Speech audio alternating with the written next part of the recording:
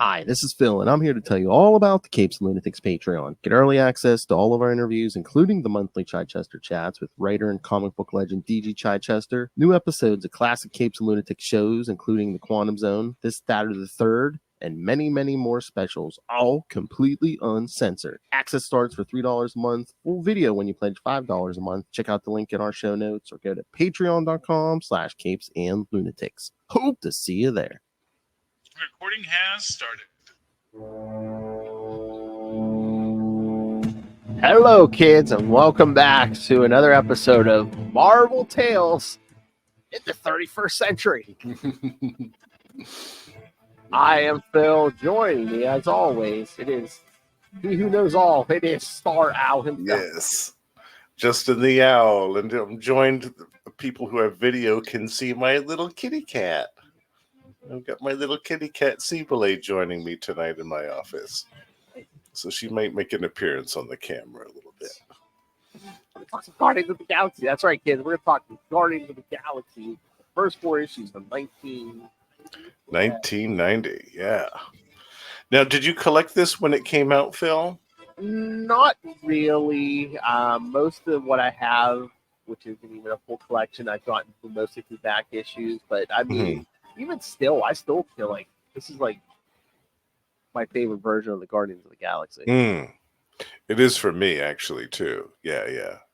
And I did collect this when it came out because I was really unfamiliar with the Guardians. I think I had maybe one appearance of them, which was from a team up with, I think, maybe Spider-Man or something. Oh, yeah, they weren't a Marvel team up yet. Yeah, but that was it. And I was always intrigued by them. I thought that they looked cool, and I really liked the concept.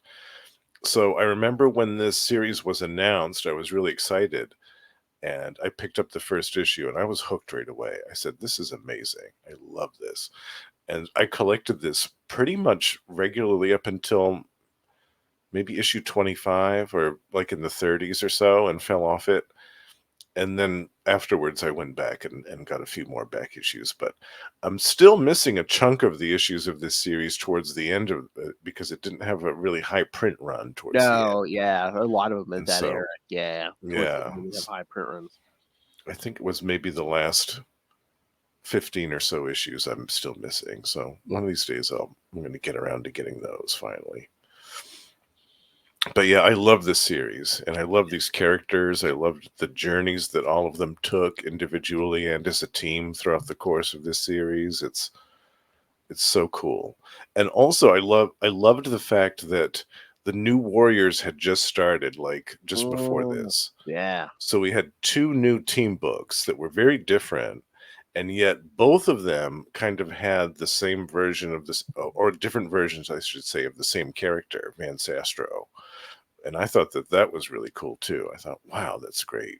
We've got like one version as a kid and one like from an alternate future. Yeah, that's really cool.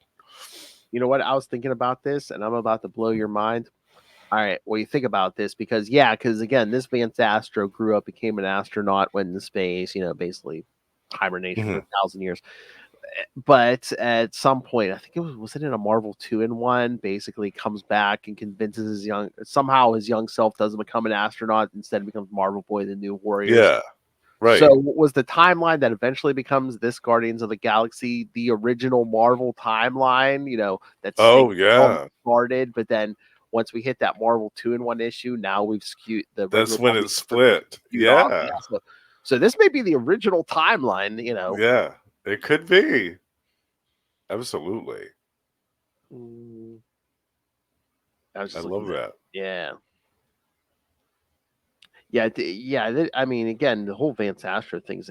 We might just have to do a whole Van Sastro month at some point. Just be like, we should 2 weeks of New Warriors, 2 weeks Warriors, of Guardians. Yeah, totally. But like I said, I think that might have been a Marvel 2-in-1 where they Oh yeah.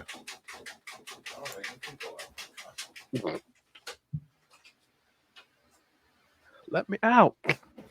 Yeah, that was the cat scratching at the door. Let me out. All right. All right, ready to get into these? Yes. All right. So yes, Guardians of the Galaxy #1 from June 1990. The title. What are they ready for? ... Taser face. Taser face.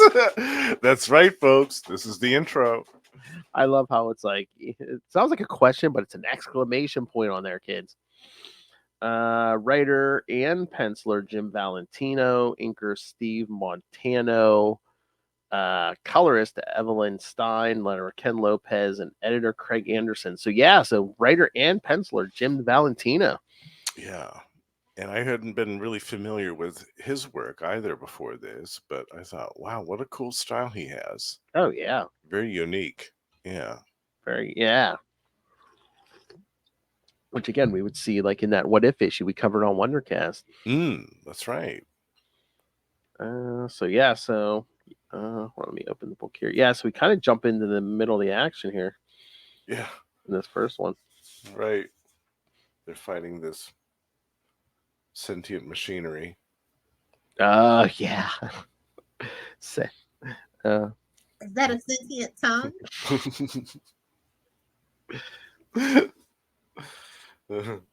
And we have all of basically the individual introductions of each of the members of the team. Yes. And I love to do like so many times in these 4 issues they're like calling Vance Astor the 1,000-year-old man. 1,000-year-old man. Yeah. You know, that suit that covers him from head to toe preserves him. Yeah. Then we get Nikki from Mercury, man. Mercury. That chick is hot. Don't get too close, she'll burn you. I know, ask Charlie 27. I don't know. How do you feel? I mean, you do like Starhawk? I do. Yeah. Yeah, I love Starhawk. I loved the concept that him and Alita were kind of bonded together, and one could be out at the same at one point in time, but the other one had to be in like this limbo dimension, and they had different powers. I really liked that because her powers are kind of like a Green Lantern almost. Yeah. So shape things out of light constructs. Whereas he was more like super fast and can fire energy bolts and had this omniscient, like this precognitive vision where he could see things. Yeah, I really liked that. I thought that it was a cool concept for a character. Oh yeah. And then yeah, Charlie 27, last survivor of Earth's Jupiter colony. Jupiter, genetically engineered to withstand 11 times the gravity of Earth. Martin X, looks like a diamond guy, but yeah, silicone cell master of thermal energy. Sole survivor of Earth colony on Pluto. Like I said, Nikki's from Mercury. Her head's on fire. And again, and then we also get a different version than you may be familiar with of Yondu. Yes. Yeah, if you're only familiar with the Guardians of the Galaxy films, then this version of Yondu is very different. Yeah. He's almost like I would equate him to be like kind of like a Native American warrior almost. Yeah, like he has a very strict code of honor. Very spiritual. Very spiritual, yeah. I mean, the only things he really has in common with the film version is like kind of his appearance, and he can whistle and control that arrow. Yeah, the ability, yeah. But in spirit, the character is so different. Oh yeah, so different. Yeah, like we said, Starhawk and Alita, Vance Astro, his psychokinetic blast. Psychokinetic blast, yeah. And Martin X. Yes. Yeah, so yeah, like you said, they're attacked by this sentient machinery, which they destroy, and also, kids, we're gonna get introduce you to a different version of Taserface. Yes. This is the first appearance of Taserface. That's right. I hope that Jim Valentino got some money from Taserface being used in the Guardians of the Galaxy film? Probably not. 'Cause I think he created the character. Oh yeah, I would assume. I don't think I don't know if Taserface has appeared anywhere else. I don't think so. That sounds like a '90s name to me. So I'm totally. Well, well, even later he changes and becomes an even more '90s character, Overkill. Taserface to Overkill. Yeah, it happened, folks. I was trying to find a link for him here, see if it gives me his first appearance. Where the heck is it? Antagonist. Oh, Field Unit 17 Taserface. All right. Oh, this is his first appearance. So yeah. Valentino created him. Nice. Yeah, I hope he got some money for that from the movie. Yeah, I don't know if any of them ever get any money from the movies. Yeah, let's get the old. Thanks in the credits. So yeah, we get that taser, cape and all. Oh, but then yes, these aliens are all afraid of Yondu because again they were attacked by. Well, they saw this another blue person, so they're like, but that's impossible. Yondu, which is yeah. Is he the last though? Ooh, it's a mystery we'll set up for later.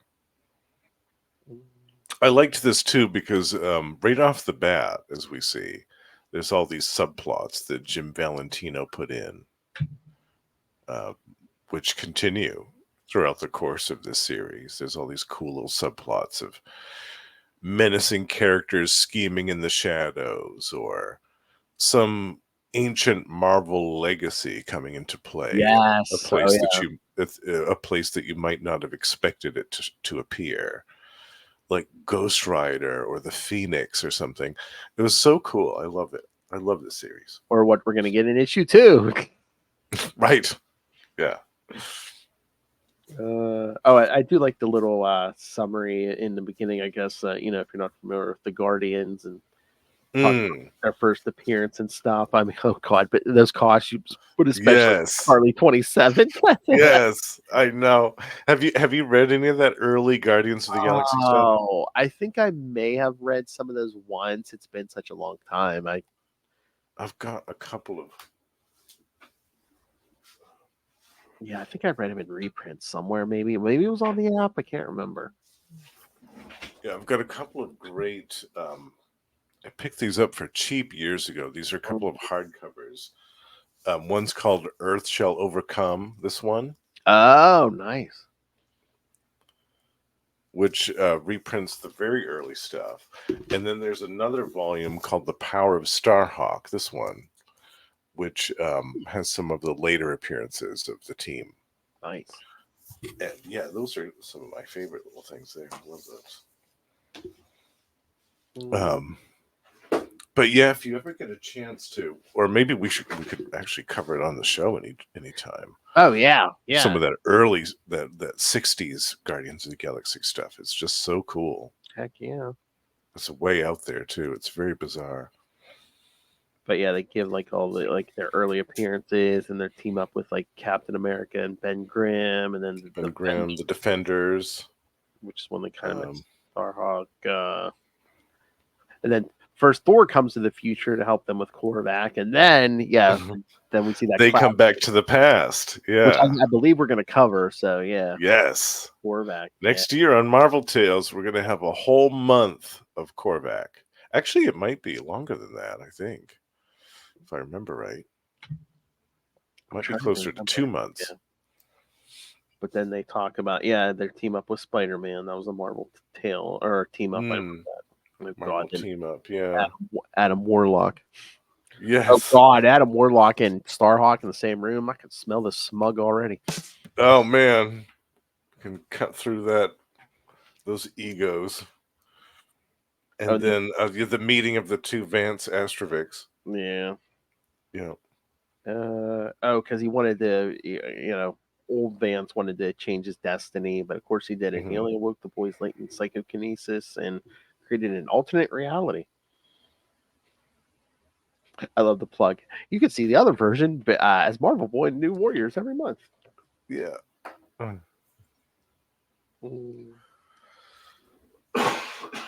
So yeah, they talk about that, and then they mentioned how the quest we're going to go on here for Captain America's shield. That becomes a very focal point of the Guardians of the Galaxy's activities for a while. Yeah, that's the thing. I want to do some more of this eventually. Yeah, get to the point where spoilers where Vance gets Captain America's shield. Yeah. Yep. Yeah, and we may even have an appearance later on of a certain monarch of Latveria. Oh yeah, of course. Yeah. Maybe we could incorporate that into a future Doomsember. Oh yeah. Guardians of the Galaxy stuff. Oh yeah, I'm gonna look at that list. I'll be like, okay, the Ben Sinister, Guardians of the we might have to fit some more in this in December. So yeah, a lot of this issue is just basically telling you who the Guardians are and setting stuff. Here's the quest we're going to be going on. And then they get attacked by Taserface.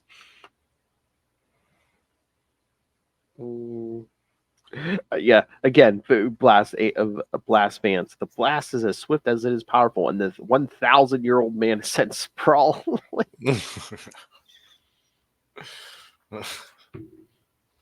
Much to the shock of his teammates. That's right. Yeah, he takes him down, takes on Charlie 27, and you want to try to get them with that arrow. Nikki blasts him from behind. Yeah, I like that it wasn't an easy fight here. Yeah. Like, he actually waded in and did some damage to this team without them just kind of shrugging it off and be like, oh, who's this armored loser named Taserface? Yeah.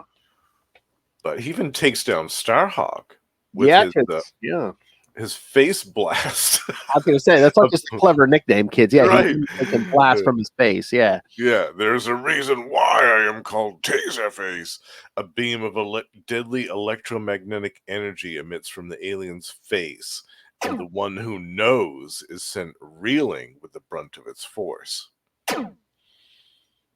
Then they use some cool teamwork and lay him out. Martin X covers his head with some ice so he can't breathe.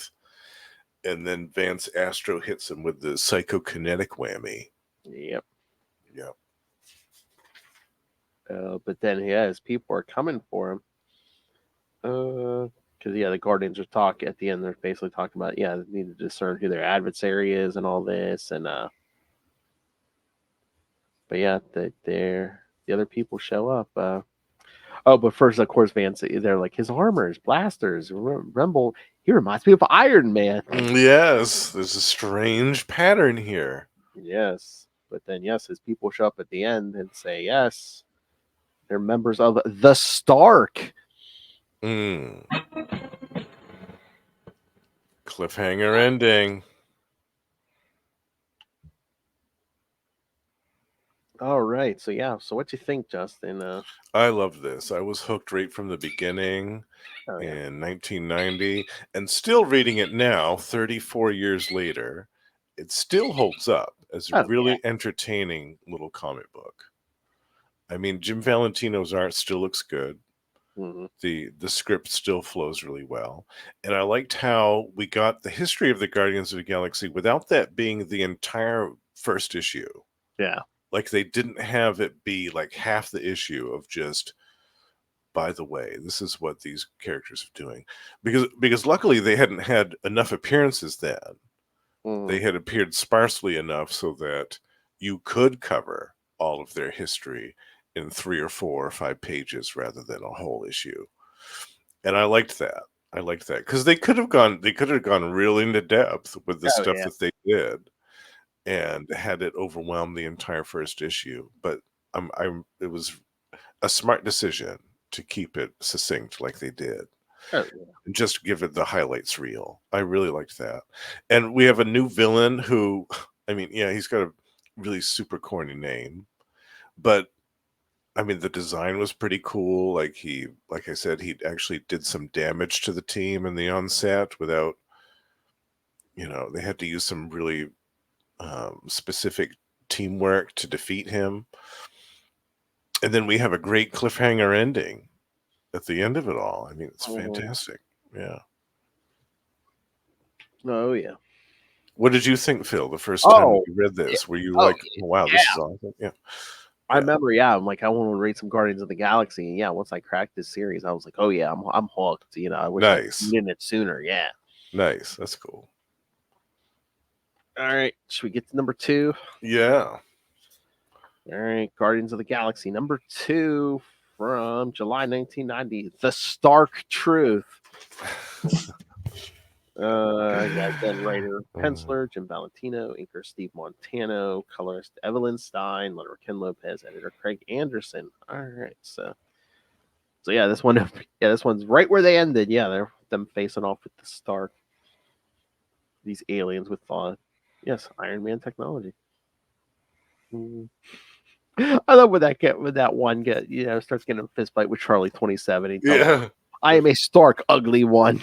Ugly one, yeah. So yeah, they all start battling it out. Yeah, I love that we have this massive battle right at the onset of this issue.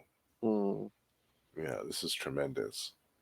And the Guardians are on the defensive pretty much for the whole thing. Like, they are utterly overwhelmed by this armored alien force that's taking the fight right to them. Well, yeah, especially once they basically blast a hole in Vance's containment suit. Yeah, the dude with the blades on his arms slices a hole right through his suit, so his flesh automatically starts to decay and disintegrate. So they're like, yeah, Martin X, get over here. Freeze up. Put some ice on this. Stat. But then Yondu gets laid out right after that happened. Another big, giant, armored Stark dude comes up behind him and knocks him into a building. Yep, that's going to come back there. Yeah. Oh, but then we switch to the current protector of the universe, Firelord. Firelord. And the last survivor of Xandar. Apparently Xandar is gone at this point. Yeah, they mentioned the mysterious disappearance of the Silver Surfer. But spoilers, we will see him later. Yeah. And then I love for the origin of the Stark, we basically just switched to a what if issue because Uatu just shows up and it's just like, oh, okay, yeah. Here's what you need to know about the Stark. I'm like, is he standing here in a vacuum talking to himself? Yeah, basically. I mean, unless he's just recording his notes or whatever. I don't know. I figured that's all he did was just talk to himself. So basically, in this reality, in the 21st century, what was it? Mars attacked and the superheroes fought back, and for some reason Tony Stark shot all his technology into space, trying to keep it out of Martian hands because he was defeated, I guess. But I'm like, why would all of them were? Yeah. Why would you shoot it into deep space? I mean, if you're shooting into space, why don't you just shoot it into the sun? Right. Because I mean, I don't think it's making a return trip back to him. So it's like, if you're getting rid of this permanently, just shoot it into the sun. Yeah. Maybe that's what he was intending to do, and he overshot it. Or is there some way to melt it down on Earth? I don't know. Yeah, you would think. Yeah, send it in the core of the planet or something. I don't know. I'm sure there's self-destruct, something. Yeah, it seems silly. Oh God, there was a story during the Denny O'Neil era. I think they dumped the suits in the ocean, or I mean, again, maybe the Martians could get that, but something. Yeah. But yes, but basically, but this rocket used the sun as a slingshot. But Tony's calculations were off. This thing landed on a planet eventually, and these primitive people eventually got up the nerve to break into this shuttle, finds all Tony's technology, and basically, start building up their world, and it basically affects their whole society. And they worship him as a god. Like they've got a giant statue built of him. They name themselves after him, and it's interesting too because it's a matriarchal society as well. Mm-hmm. Yeah, I liked that twist on it. Oh yeah. But yeah, basically, they basically ruined the planet 'cause they basically just, the pollution from their factories and foundries and all the machines and stuff. Just pollution, and just like strip mining the entire planet. Yeah, because it says they don't even go outside anymore. Every building is like connected by tunnels and stuff. Yeah. Oh, you know what else we got to cover? Iron Man 280. When Tony gets yanked to the future. Yeah. Oh yes. Yeah. Absolutely. Yep. But yeah, Uatu. I had the privilege to know Anthony Stark. He would have wept at the damage he unwittingly brought on this world.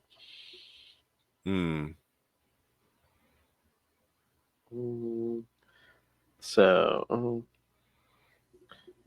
the planet now in its death throes, abused beyond the point of redemption, and nothing left to give. It was then that they used their now advanced technology to create a cast of cyborg scouts. Taser face there in the middle. Yeah. So basically they used the cyborgs to go out and they started going after other worlds. Invade and rob their minerals and enslave their populations. Worlds like Korg, the one that they're on at the onset of this. Yep.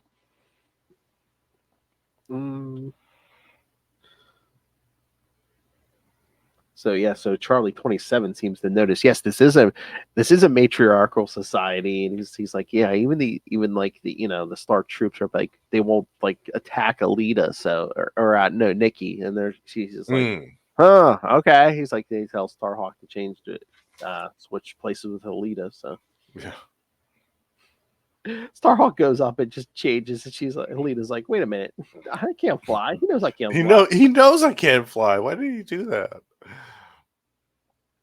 So yes, kids. So yes, basically the Stark are distracted by these women with the low cut costumes. Yes. Yes. Yeah. Although I shouldn't say. It has to be the women, because I mean Charlie 27's boobs are out there for everyone to see. Right. Yeah, that's true.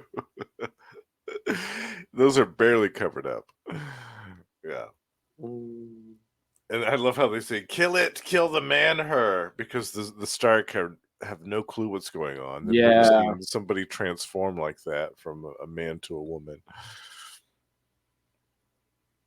And one of the troops goes to, I guess, inform the queen or whatever about a death, because Alita accidentally kills one because it. Yes, Lieutenant Dark Eyes has been killed. Yeah, which is a huge dishonor, I guess, if you're killed by an alien. And it's even worse for them because it's a woman she killed. So doubly dishonored. But the queen's like, oh yeah, then we're gonna kill. She basically says she's gonna kill Alita. Yeah. Oh Lord! And Vance is still fighting because his suit's been frozen up by Martinex, but his one arm is his right arm is paralyzed. He's in excruciating pain. And then things go from bad to worse, because then Taserface takes Nikki hostage. He says, surrender immediately, aliens, or your leader's life is forfeit. Oh yeah, because I think she's the leader. Yeah. I love that. But that's not even the cliffhanger, kids. The cliffhanger is all the Stark troops fire on Alita as she's changing or swapping in the middle of transformation. Yeah. So yeah. That last page, we kind of see them all both getting shot, kind of. No. Yeah. That's a great cliffhanger. Oh yeah, we didn't mention Yondu is about to get his throat slit by that alien. Yes, the aliens here on Korg kind of don't. Well, they believe that Yondu's the same alien that terrorized the planet previously. So they have this kind of the spite against Yondu and the other aliens. Oh yeah, I forgot in the first one, but in this one too, yeah. Instead of a letters page, it's basically Jim Valentino giving you the history of the Guardians. Yeah, that was nice too. You Yeah. had that at the back of the issue, a nice text article that's a more detailed, in-depth analysis. Yeah, I missed it. I missed when they did stuff like that. So, like, even like, was it the first issue quiz? There was like an early issue. It might have been 2 or something. There was an early issue Quasar where Mark Grunwald kind of gave you like a reading list, like, oh, here's the like Quasar's early appearances and stuff, and that was great too because he had been around for a while. He had been around for at least like I think a decade or more before he got his own series. So he had a bunch of appearances over the years. Oh yeah, and he had disappeared for a bunch of years, which is why it was pretty cool when Grunwald come in and said, "Oh, this is why he disappeared for a bunch. You know, this is what he right." Yeah, that was cool. He thought of everything. Yeah. Oh yeah. Oh yeah, but this one, the suggested reading list: Giant Size Defenders 5 and Defenders 26 through 29, and Marvel 3 and 4. So. Yeah, maybe we could cover those Defenders issues at some point too. That'd be fun. I don't remember much about those. Always down for some Defenders. Yeah. Defenduary. We could do another Defenduary next year. Nice. Yeah. Yeah. All right. Ready for number 3? Number 3, yeah. Vance screaming at Starhawk, "Coward!" as he flies away. Yeah. All right, Guardians of the Galaxy number 3 from August 1990. Split decision. I see what you did there. I see what you did there. Same team. But yeah, we see Martin X has Frozen, Nikki, and Taserface.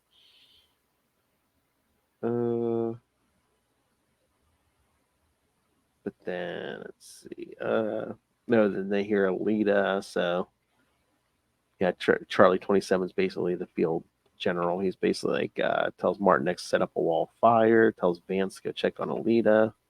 Then Charlie 27 just starts picking up giant chunks of rock and whipping them, hurling them. Yeah. And then we see Vance. Good Lord, because there in a crater is laying Alita and Starhawk separated. Yep. Yeah. Or Star comes show up, so he gives him a psychokinetic blast. Yeah. Yeah, he may be injured, but he's not defenseless. Yeah, he's like, these two are unconscious. He's like, at least I'm conscious, but. And then Starhawk comes to and just abruptly leaves. Yeah, because he tells Vance to take care of Alita, and then he takes off. Yeah. Yeah. The time is now. I must go. Accept the word of the one who knows.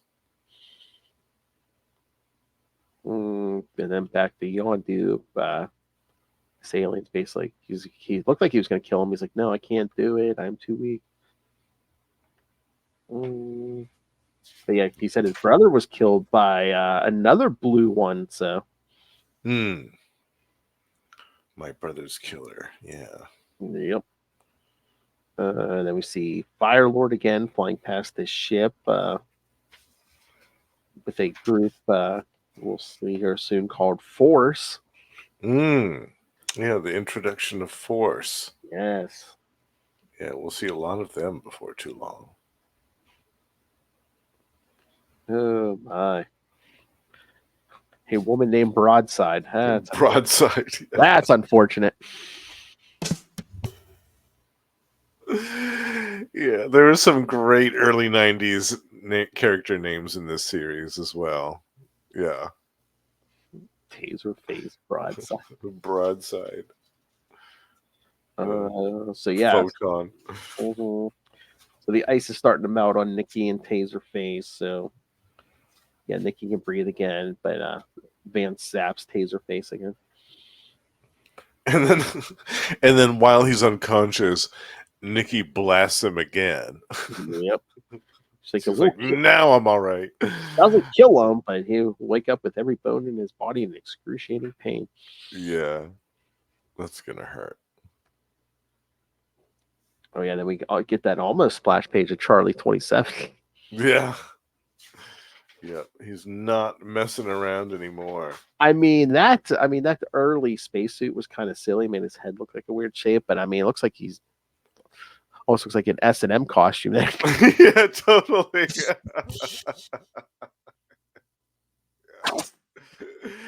Absolutely. With the straps and stuff. Yeah. Yeah. I mean, except for having the star pin on there, is there even a need for that X across his chest? I don't think so. I mean, unless it's holding his pants up. I mean, I don't know. Yeah, maybe. Sort of like futuristic suspenders. Yeah. Yeah. Yeah. Galactic overalls. I think the pants come off next.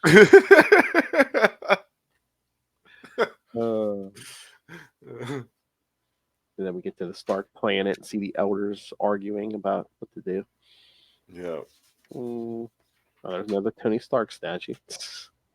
Yeah. It's crazy. They worship him as an idol. You get a lot of Star Trek references in here. Yes, have the fleet go to yellow alert just in case. Yeah. Yellow alert. But yeah, the Guardians beam back up to their ship. Oh, when Martin X has made Vance a adamantium cast, basically, so he can move his arm. He's like, we're thinking of redoing my whole costume in this stuff, Charlie 27. Sounds like something you should have done a long time ago. Yeah, might be a good idea. I mean, if you have the ability, why not? Yeah. But yeah, they've taken a hostage of a Stark general. And Alita's awake. I know it's 1990, but yes, Alita in that panel played by Pam Anderson. Okay. Yeah. Yeah, absolutely. I think Jim Valentino was watching a lot of Baywatch in 1990. Yeah. She's like, where's Starhawk? I can't feel him. You separated. She's like, where is he? Vance, I'll tell you where he is. The space sludge split on us again. Space sludge. But then, Uatu's like, Martin X, Charlie, come here. You need to see this because, yes, the Stark show up in their ship, which is much larger. Giant. Yeah, I love that 2-page spread of that ship. It's so cool. Basically, tell them they have 60 it's seconds. A classic Marvel image. Classic Marvel sci-fi image. It's so good. Oh, yeah. Yeah, I love it. So they're getting ready to attack. Then we see Starhawk. Hurtling into the void. Yeah. Yeah, sending a flare into deep space to signal someone. He's trying to get back to the team, but he says, although I don't know why I bother, I never get back in time. I wonder why that is. I know. Talk about the cliffhanger. Yes, the Guardian ship is blown up by the Stark. Yes. Another cliffhanger ending. Yep. And next, and then came Firelord. Firelord. All right. So thoughts on this one? I love it. I love that we had a little glimpse into the Stark world here, which was cool. You see a little glimpse into their culture. And yeah, it was great. The action didn't really let up for very long. The momentum of the story just kept moving on really well. Oh, yeah. Yeah. It didn't slow. Yeah, these 4 issues, it really didn't slow down at all. No, yeah. It's great. Keeps the page turning, Yeah. Keeps you interested in what's going on. Oh, here we go. Yeah. Yes, that's right. Marvel Team Up 86 was their team up with Spider-Man. Yeah, that was my introduction to them, was that issue. Yeah. And I feel like it wasn't all of them in that. I feel like it was just Starhawk and Nikki and Martin X, maybe. I can't remember. Yeah. Yeah, they must have teamed up with four annual 6. I wonder if that's the Korvac one. I think so. Yeah, they're trying to solo battle with Thor against Korvac before. Yeah, I think that's before they come back to the present. Yeah. Oh, that's the other one we should do. That what's that? It's a Korvac one, but it was from the early '90s. They the annual crossover. Yes, I added that to our Corvac coverage next year. The Corvac Quest. That's right. Because it was Guardians of the Galaxy annual and like I think it starts in Fantastic Four. Yeah. Thor, I think. Thor, I think maybe Silver Silver Surfer too. yeah. So I think I think it's because I think the Silver Surfer one is set in the Guardians future because he has the quantum bands and stuff. Yeah. Right. Yeah. Yeah, I added that one to our coverage for Corvac, so that'll be a cool little epilogue to the main event. All right, ready to get to the last one? Yeah. All right, Number 4. Guardians of the Galaxy number 4, September 1990, and then came Firelord. Oh my. Oh my. Talk about hot and spicy. Muy caliente. Oh my. Writer, penciler Jim Valentino, inker Steve Montano, colorist Evelyn Stein, letterer Jack Morelli, and editor Craig Anderson. And yeah, this one, yeah, look at that opening splash of Firelord. I love that. Yeah. And the 2-page spread that immediately follows it. Oh yeah, with Starhawk. With Starhawk, galactic stuff. Yeah. It's fantastic. Yeah, every issue of this series was like a visual feast. Because you had a lot of these glorious single and 2 double-page spreads of this wonderful Jim Valentino artwork. Yeah, and then Firelord shows up and starts attacking the Stark, and Starhawk kind of stops him. It's like, no, you're needed on the planet. Yes. He knows exactly who he is, and he knows where he needs to go because he is the one who knows. That's right. But yes, we see the Guardians are alive and on the planet. Wow, Nikki really putting her hips into it when she uses that blaster. Right. That is definitely and unreservedly a 1990 pose. Oh yeah. So yeah, they're fighting the Stark on this planet, and they beat the Stark. We won. Yeah. But then no Taserface wakes up. I will not allow it. Yeah, blast Charlie and oh, see, man, they're foreshadowing that shield because Vance is using that adamantium cast to like block stuff. Deflect the projectile. Yeah. And then poor Martinex gets blasted in the chest by Taserface's face blast.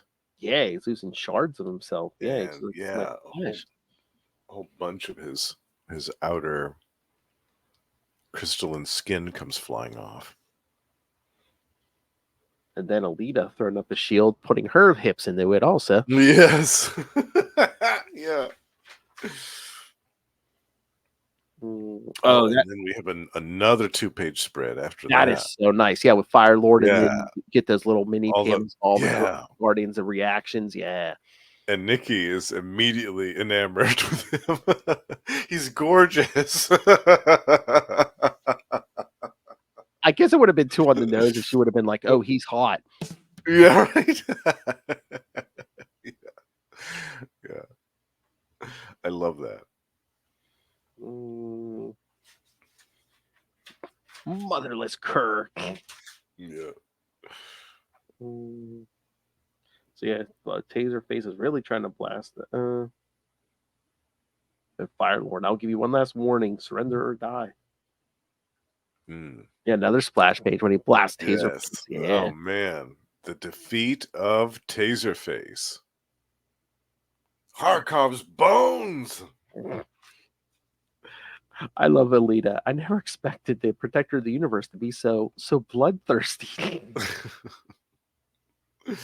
It's a bloodthirsty universe. Uh,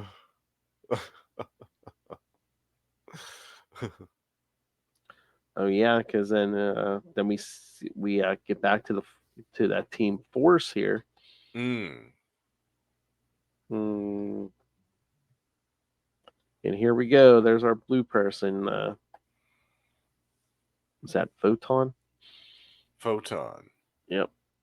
Photon broadside 85. 85. Brawl. Scanner. Tachyon. And interface. Yep. Hmm. And Brawl was around with Korvax's Minions of Menace, I think. I think he was part of that group. I think he was one of the ones that had been around before. But yeah, this team is also after Cap Shield, aren't they? Yes. And we have a great revelation here because we see Photon, a full panel of Photon, and she is the same race as Yondu. Yep. Got that big red mohawk. Yep. Yeah. Then back at the Guardians, I love Starhawk gets back. Came as soon as I was able. Yeah, a day late and $1 short as usual, Starhawk. The battle's over, pal. Thanks to Firelord and no thanks to you. But he says, Starhawk says he has secured the Stark ship, so they have a new home. That's right. So yeah, they go up to the ship. Oh yeah, is this Taser face or? Yeah, on the ground. Yeah, he's making his declarations of vengeance.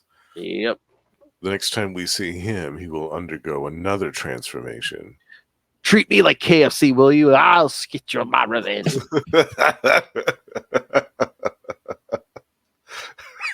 Extra crispy. Oh.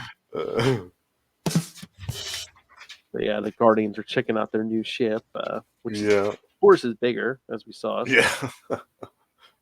They have a lot more room to stretch out. Everybody gets their own room now instead of people sharing one. Mm-hmm. And Vance offers Firelord, to become part of the team. Nikki, we could make you happy, Firelord.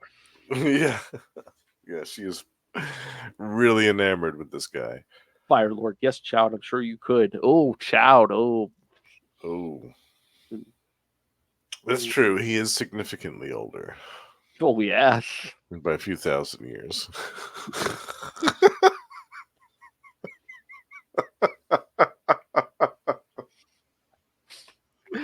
Yeah, I love how Vance is like, oh yeah, I remember used to pal around with the Avengers. Like, well, how often was I mean, how long? He wasn't with the Avengers that often. I mean, talk about the time Spider-Man kicked his ass. Oh yeah. Firelord's like, yeah, I don't want to talk about that.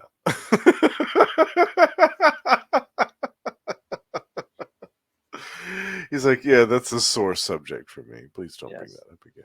And again, I mean, I brought it up before, but I did find that so interesting when I talked to Ron Friends one time. He said, yeah, that Firelord, that 2-parter in Amazing Spider-Man, that was supposed to be in an annual, but annual, yeah, they just threw it in as like a fill-in, like 2-parter.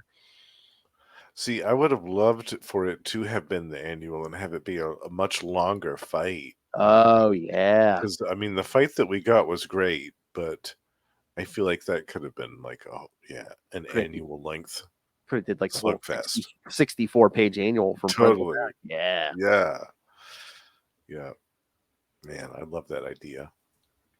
I love that story. Yeah, he just puts Firelord down. Then the Avengers show up. It's like, where were you guys? Yeah.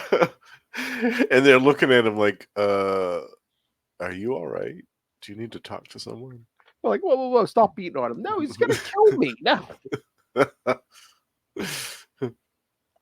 I think even Hercules was like, simmer down, Spider-Man. So Firelord said he's not going to be a member, but he's basically an honorary member because he takes one of those stars. They can He'll be on call. He'll be on call if they need him, which is actually really great. If you've got somebody like Firelord on call, that's Oh yeah, always an advantage. the former Herald of Galactus. Yeah. Yeah. And current protector of the universe. Mm, Somebody with that much power. Absolutely. And that he does appear again in this series a few times. So yeah, basically they tell him about their quest for Cap Shield, but then last page, Mm-hmm. what did they name the new ship? The Captain America 2. Yeah. Love it. Because yeah, that was the name of Vance's first ship, I guess. That The he one that took was off from Earth. destroyed. Yeah. Yeah. Yeah. Captain America. Yeah. Yeah. Oh Lord! Next issue, a force to be reckoned with. Mm-hmm. Yeah. You see more of the mysterious team. Yep.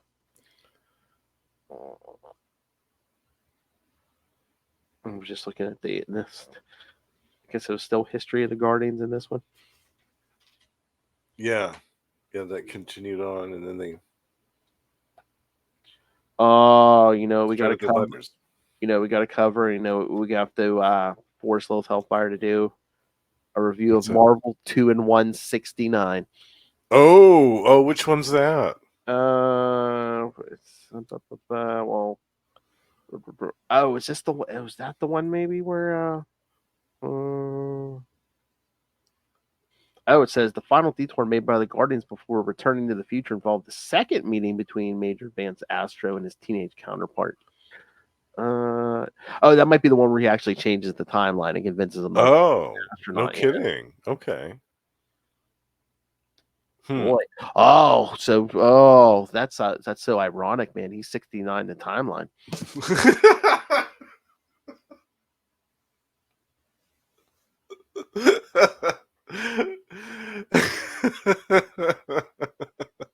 Try to change it, and it gonna happen. Yeah. Nothing I compared love to the 69. it. Yeah. Oh, I'm so tired, kids. All right. So yeah. I know you were saying so this held up. You thought this was just as good as the first time you Oh, read it. definitely. Yeah. Absolutely. It's still entertaining. The art's still great.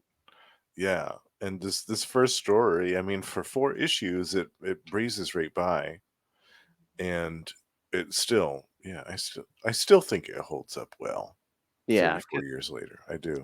Yeah. Even in like the first 2 issues, like the info dump, it really didn't seem like it wasn't like we're slogging through an info dump. But no, it kind of worked. Yeah. I just thought Yeah, it was funny. Uatu did the second one. It's like, oh, Yeah. we're in a what if issue. That Which was funny. I guess this whole series is kind of a what if because it's a divergent time future. Yeah. Right. Yeah, and we're going to get a lot of that as the series continues with some of the things that they do later on. It's like, Yeah. it definitely has a what if feel to it. And is it around Infinity War when they go back to the present, like the 20th century? Yes, and they get the second Yellow Jacket, Rita Damara, joins the group. Yeah. And she comes back with them to the future. And Oh, that's great. Her adventures with them are fantastic. They did such great things with her character. It was so cool. and then once at the end of the series, she comes back to the present just to get killed in the crap. Yeah, in the crappening, exactly. Oh, roll way what a down, waste. kids. What an absolute waste. But yeah, the silver lining is that she did get some wonderful, truly wonderful character development Nice. in the pages of this series later on. And they actually did something wonderful with the character of Yellow Jacket. And she was a valuable member of the team. She had some great adventures with them. Yeah, it was solid. I love that. Like I said, I read most of this through back issues, and like I'd get them out of order. So like, yeah, one day I want to sit down and like read these like through in order. Yeah, Mm-hmm. because as good as Yeah, they were definitely. before, yeah. I mean, I know reading these first 4 in order, I was like, oh yeah, this is great. Yeah. There's another story too later on where I think they go to Asgard. Or like a different version of Asgard. Yeah. And there's some cool things that happened there. Yeah. This is a great series. Yeah, it would be fun to cover some more of this at some point in the future. Yeah. And isn't there something with Wolverine skeleton? Oh yes. Yeah, being utilized by that certain Latvian dictator that I mentioned. Yes. Mm-hmm. Oh yeah, I said we might have to add some. We might have to add that to December. Doom Man, December's gonna be heavy, but We're gonna have a smorgasbord in Doomcember. exactly. Yeah. All right. Anything else? No, I think we covered pretty much all the meat and potatoes of these 4 issues. Nice. Yeah, it was fun. I'd Oh, love yeah. to go back to this at some point. Yeah. All right. So yes, so that'll wrap up June. So next month for the start of July for the episode that will drop on July 4th. Mm. What are we gonna cover, kids? Maybe we'll give you some tales of that great man who the ship is named after. Yes. Yeah. The Sentinel of Liberty. That's right. So, yes, for your 4th of July episode, we're going to cover Captain America 255 and 383. So, I'm excited about that. some one and dones. 255. I don't think DeMatteis was there yet. It might have been. Oh, who was on there before? Oh, was it a Roger Stern? I can't remember. It was some Which one? 255. 255. Yeah. I think it might have been Roger Stern or Steve Englehart. I know Roger Stern did a few before that. I just want to make sure. But yeah, the 383 I know for sure is Grunwald. So Yes, that's definitely Grunwald. Yeah. There we go. Cap 255 was. Yep, Roger Stern writer, John Byrne penciler. Ooh, that's one of the Byrne ones. Nice. Yeah, I love it. Yeah. Yeah, I love 255 that. is that one. Yes, that one. Yeah, Yeah. I love that one. That whole era is solid gold.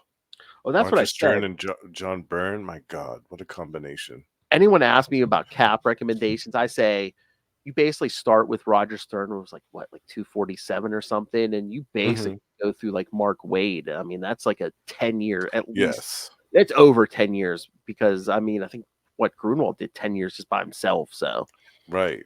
It's like 15 years, I think. At least, yeah. It's You like got the- early, yeah. Maybe closer to 20. It's pretty much like early 80s to like almost the end of the 90s. So yeah, probably closer to 20 almost. Yeah.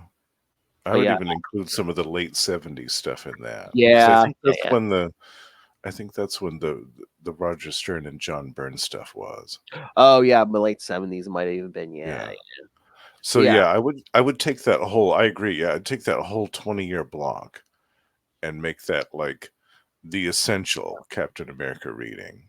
Like if you wanted like a continuous, like uninterrupted, read this. Yeah, I'd say that. Yeah. Yeah. Like I said, it's like 247 through, well, at least the end of volume 1, and then Mark Waid comes back after. Right. Yeah. Here's to do some more. Yeah. Yeah. Oh yeah, we did cover some of those because remember the Skrull Secret Invasion. Yes. Skrull issues. Yeah. Yeah, those are great. All right, so that will be your 4th of July episode, and then second week of July we'll do Spider-Man 2099. We're going to come back and do issues 4 through 8. That. Yes. Yeah, I'm excited about that. Week 3 we'll cover the first 3 issues of Captain Marvel from the year 2000, featuring Genus. Yeah, Peter David, right? Yeah, Peter David. Yeah. Genus and Rick are just like first put together. And that's going to be my first read of that, so I'm doubly excited of that. Oh, you know what? We might have to get Russ one here because I believe is it issues 2 and 3 of that. I believe we Hulk guest star in that. So. Okay, we could do a little Gamma Charge Marvel Tales crossover. I like that idea. Yeah, because there's some Hulk in there. Yeah. Okay, very cool. And then you've been patiently waiting since last year. The last week of July, we're going to get back to Alpha Flight 5 through 8. Yes. That was one of our most popular episodes last year, actually. Oh yeah. That might have been the at least on YouTube. I think that might have been the Marvel Tales that got the most downloads, maybe. So I think you're right. views, yeah. It was around almost 300. So yeah, it's overdue, I think. Yeah, I think we definitely need to do more Alpha Flight. Yeah. And then August and September, it's all Atlantis attacks every single Yes. part.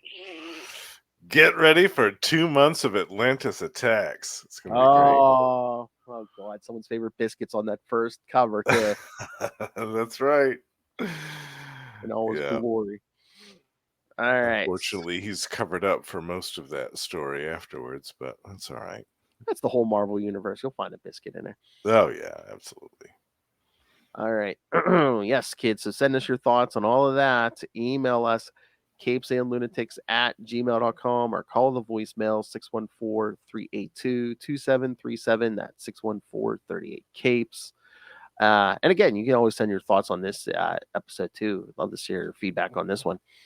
You can also find all things Capes and Lunatics episodes, social media, merch. Pick up new Capes and Lunatics merch. Yes, get your new merch, get all the new swag with the new logos and the classic stuff. That's right. Old stuff, classic stuff is on there too. And again, if you want to be very generous and just give us money for no reason, there is a Cash App link on there. So, yes, Rain ran the money on us. Make it rain. Pretend we're that young girl dancing her way through the 21st and 31st centuries. She looks like she was just working a stripper pole down at Divas. Put your hips into it when you use your powers, kid. And again, the Patreon, where again you get something different, bonus content exclusively to you, the Patreon elite, like Justin over here. Yes, join me in the Patreon Elite. You get all the uncensored Lilith Hellfire you could ever want, and access to all of the Capes and Lunatics archives. That's right, including the worst superhero movie brackets, which included some topless videos of one of our hosts. So we'll just leave it at that. We're not going to tell you which one. We're just going to leave it at that. That's right. Oh. All right. So find it all in one place. That's tubespace.io/Capes and Lunatics Podcast Network. That's tubespace.io/Capes and Lunatics Podcast Network. More vicious and brutal than ever. You know, someone doing their best topless Charlie 27 impression on. That's right. There's a reason that they share the same name. Oh, that's right. That's right. All right. Now for this Justin the Owl, the king of podcasting, the one who knows. You can find him at course here every week on Marvel Tales, discussing something Marvel, once a month on X-Men Classics with me, where we talk a new something classic from the X-Men universe, like Extinction Agenda, which is proving very popular. Yes, runaway success. Yeah. Also, once a month on Energon Universe with me and a certain hillbilly talking all the new G.I. Joe Transformers coming out of Image right now. Howdy, y'all. Look at our wrecking ball testicle. All right. And you can also catch Justin at least once a month on We Are the Night, the Batman podcast, where we talk that blonde biscuit Azrael. But that is not the only places this man podcast. So where else can it catch you? They can also catch me on 3 other shows a month. Gamma Charge, the strongest Marvel podcast there is. Got to rub that one in. Is me and Russell every month discussing the Incredible Hulk and the Sensational She-Hulk. We also have a Patreon, so do check that out. And we are also joined every month by the High Priest of Khonshu himself, Ray, to discuss the Predator in Predator and Prey, the Yautja podcast. And we are very much excited about the upcoming Predator versus Black Panther coming from Marvel later this summer.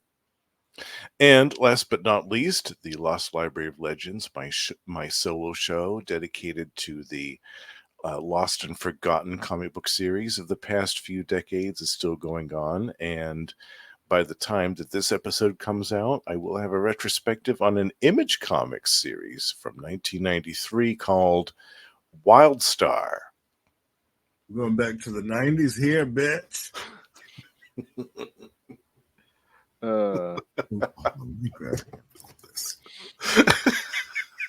Don't shock the monkey. That escalated. I'm a sucker for a guy with a powerful rod. And again, make sure you just subscribe to that Patreon for those topless Charlie videos. That's right. Fully frosted. My knockers are fully frosted. Uncensored. Oh God! I need to work some of those in the rotation more again because he had some good ones. Look at one, bitches.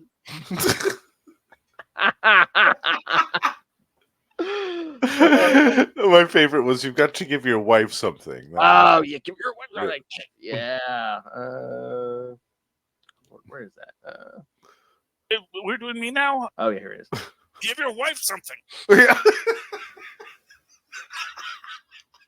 Sorry to make you listen to all this.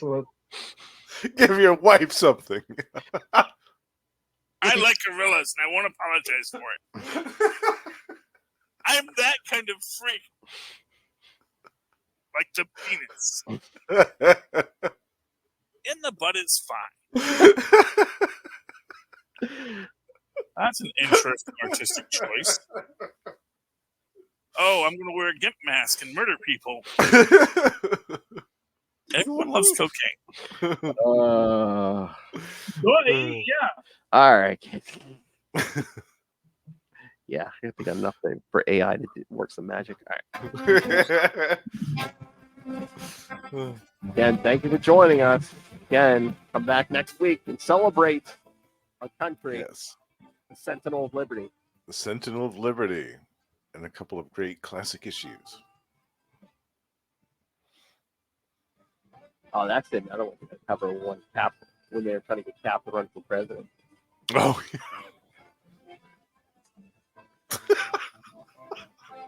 Would have to be election like special.